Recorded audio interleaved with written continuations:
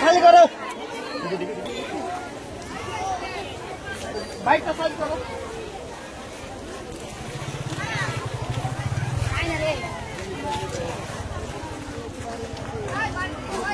পাওয়া গেছে plus police শাসন পেয়েছে যে এখন নিয়ে নেছি এখন নিয়ে যাবে পোস্টমর্টম করতে। বলছি বাড়ি থেকে কতটা দূরে পাওয়া গেল এটা? বাড়ি থেকে মোটামুটি 1/2 কিলোমিটার দূরে।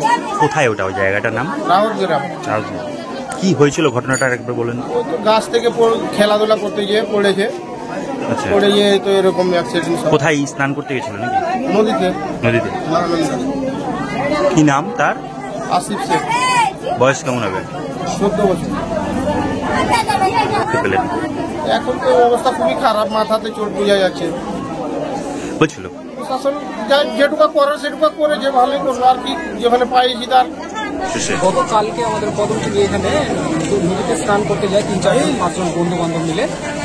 কালকে আনুমানিক প্রায় 12টার সময় আসিফ শেখ নামে 14 বছরের ছেলে জলে ডুবে যায়। বন্ধু বান্ধব স্নান করতে গিয়ে জলে ডুবে যায়। তারপরে প্রশাসনকে খবর দেওয়া হয়, তৎক্ষণাৎ 30 মিনিটের মধ্যে এসে উপস্থিত হয়। ডিজাস্টার টিম আসতে একটু সময় লেগেছিল।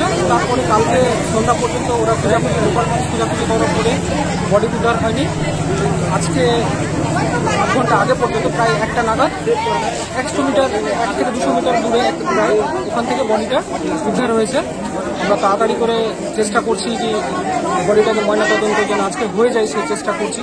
এবং প্রশাসনকে অনেক ধন্যবাদ, ওনারা সহমর্মিতা রেখে এরা সবসময় পাশে থেকেছেন, তার জন্য অনেক ধন্যবাদ। আপনার নাম? মোহাম্মদ শাহজাহান আলী। যাই হোক, কালকে আমাদের 12টার দিকে বাচ্চারা ডুবেছিল। তারপরে অনেক পরিশ্রম ফলে প্রশাসন হেল্প করলো, সবাই হেল্প করলো। তার প্রতিফল হলো সামনে আমাদের নদীর নৌকা, সে নৌকা চলাচল করছিল, সেখানে ভেসে উঠেছে।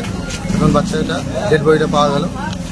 এখন সবাই প্রায় ক ঘন্টা পরে উদ্ধার হলো? প্রায় 24 ঘন্টা পর। বাড়ি থেকে তাও কতটা দূরে হবে? 1 কিলোমিটার, প্রায় 1 কিলোমিটার। কোন জায়গাটার নাম?